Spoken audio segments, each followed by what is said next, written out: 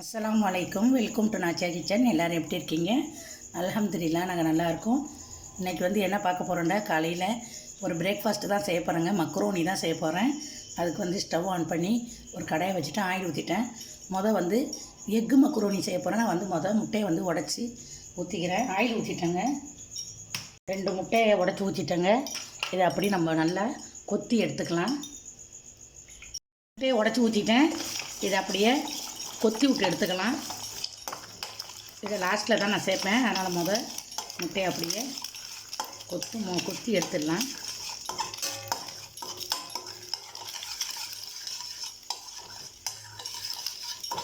முட்டையை நம்ம கொத்தி ஒரு சட்டையில் எடுத்துக்கிறேன். எடுத்துக்கிட்டு நல்லா இருக்குங்க. வெஜிடபிளும் சேர்க்கலாம். நான் இன்றைக்கி முட்டை தாங்க சேர்க்குறேன். கடாயில் ஒரு முட்டை எடுத்துட்டேன். அதே கடாயில் ஒரு ஸ்பூன் ஆயில் ஊற்றிக்கிறேன். ஊற்றிட்டு பட்டை, கிராம்பு, ஏலக்காய், நட்சத்திர சோம்பு எல்லாம் வச்சுருக்கேன். அதை சேர்த்துக்கலாம். சேர்த்துட்டு அடுப்பை லேசாக தான் வச்சுருக்கேன். சேர்த்துட்டேன். அடுப்பை சிம்லேயும் வச்சுருக்கேன். இது அப்படியே பொரியட்டும். இன்னொரு அடுப்பில் ஸ்டவ் ஆன் பண்ணி தேவையான அளவு தண்ணி வச்சுருக்கேன். இப்போ இந்த மாதிரி 2 விதமாக நான் மக்ரோனி எடுத்திருக்கேன். சங்கு ஒன்று, இந்த மாதிரி என்கிட்ட 2 விதமாக இருந்துச்சு. இப்போ 2யுமே சேர்த்து தான் நான் செய்ய போகிறேன். தண்ணி வச்சுட்டேன். கொஞ்சோண்டு ஒரு சொட்டு ஆயில் ஊற்றிக்கிறேன். கொஞ்சம் உப்பு சேர்த்துக்கிறேன். ஆயில் எதுக்கு ஊற்றுறதுன்றா ஒன்றோட ஒன்று ஒட்டாமல் வைக்கிறதுக்காண்டி. இது நல்லா தண்ணி கொதிக்கட்டும். கொதித்ததும் நம்ம மக்ரோனி சேர்த்துக்கலாம். 3 வெங்காயத்தை கட் பண்ணி வச்சுருக்கேன். ஒரு பச்சை மிளகா வச்சுருக்கேன், சேர்த்துக்கலாம்.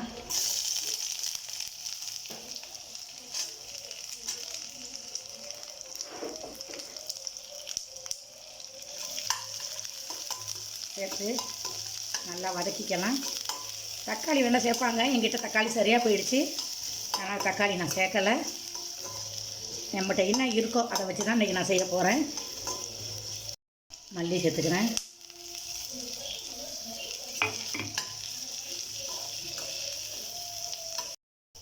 வெங்காயம் லைட்டாக வதங்கிச்சு. ரொம்ப வதங்குறது தேவையில்லை. நான் ஒரு ஸ்பூன் இஞ்சி பூண்டு பேஸ்ட்டு சேர்த்துக்கிறேன். சேர்த்து இதையும் வதக்கிக்கலாம்.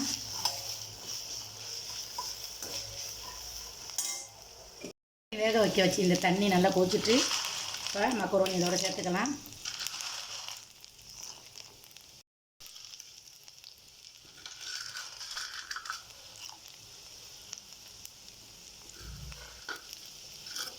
சில கல் கூட இதில் இருக்கும்.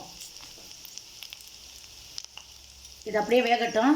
நல்லா ஒரு 90% வேகணுங்க. வெந்தால் தான் நம்ம இந்த குருமாவில் போட்டு சேர்த்து அப்படியே பெரட்டி மிக்ஸ் பண்ணி சாப்பிட்றதுக்கு அவ்வளோ சூப்பராக இருக்கும். ஒரு வேகட்டு இது கேரட் இருந்துச்சு, அதையும் நான் சேர்த்துக்கிறேன். இதில் சிக்கன், மட்டன் எது இருந்தாலும் சேர்த்துக்கலாம். இன்றைக்கி எங்கிட்ட கேரட்டு மட்டன் இருந்துச்சு, அதை நான் சேர்த்துக்கிறேன். சேர்த்துட்டு அப்படியே லைட்டாக ஃப்ரை பண்ணிக்கலாம். இதோட நம்ம மசாலா சேர்த்துக்கலாம். 1/4 ஸ்பூன் மஞ்சத்தூள். உங்கள் காரம் எவ்வளோ தேவையோ உங்களுக்கு காரம் அந்தளவு மிளகாத்தூள் சேர்த்துங்க. நான் 1 ஸ்பூன் சேர்த்துக்கிறேன். கரம் மசாலா 1 ஸ்பூன்.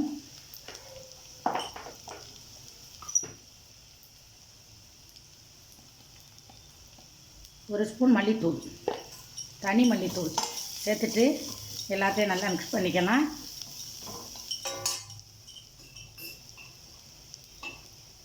உப்பு நான் ஆல்ரெடி வேகிறதுக்கு வேறு உப்பு கொஞ்சம் சேர்த்துருக்கேன். அதனால் கொஞ்சோண்டு உப்பு சேர்த்துக்கிட்டு எல்லாத்தையும் மிக்ஸ் பண்ணி நம்ம கொஞ்சமாக தண்ணி சேர்த்து அப்படியே வேகட்டும். நல்லா பச்சை வாடையெல்லாம் போயிடுச்சு. நான் ஒரு கொஞ்சமாக தண்ணி சேர்த்து அப்படியே அந்த மக்ரோனி வேகிற வரைக்கும் அப்படியே கொஞ்சமாக தண்ணி சேர்த்து மசாலா பச்சை வாசையெல்லாம் தண்ணி சேர்த்து மசாலா பச்சை வாடையெல்லாம் போகிற வரைக்கும் நம்ம மூடி வச்சுக்கலாம். அடுப்பை சிம்மில் தான் வச்சுருக்கேன். மக்ரோனி வேகிறதுக்கும் இதுக்கும் சரியாக வந்துடும். நம்மகிட்ட 90% வெந்துருச்சு. வெந்தால் தான் மக்ரோனியை சாப்பிட முடியும். இந்த பாருங்கள், நல்லா வெந்துருச்சு. அதனால் இதை வடிச்சுக்கலாம். வடித்து வச்சுருக்கேன். இப்போ நம்ம சேர்த்துக்கலாம்.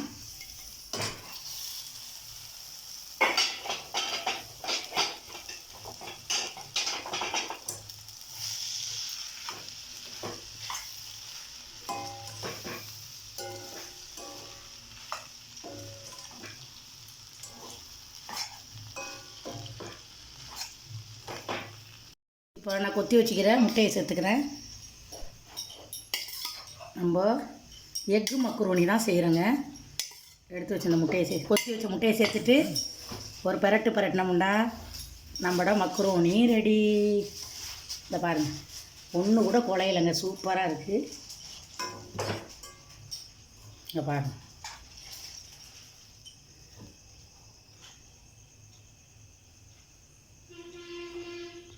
சூப்பரான எக்கு மக்ரூனி ரெடி ஆகிடுச்சு. தொட்டுக்கிறது வந்து புதினா சாம்பார் பண்ணியிருக்கேன். 2 காம்பினேஷனும் சூப்பராக இருக்கும். இந்த பாருங்கள், அப்படி கொதிக்க இருக்குது பாருங்கள்.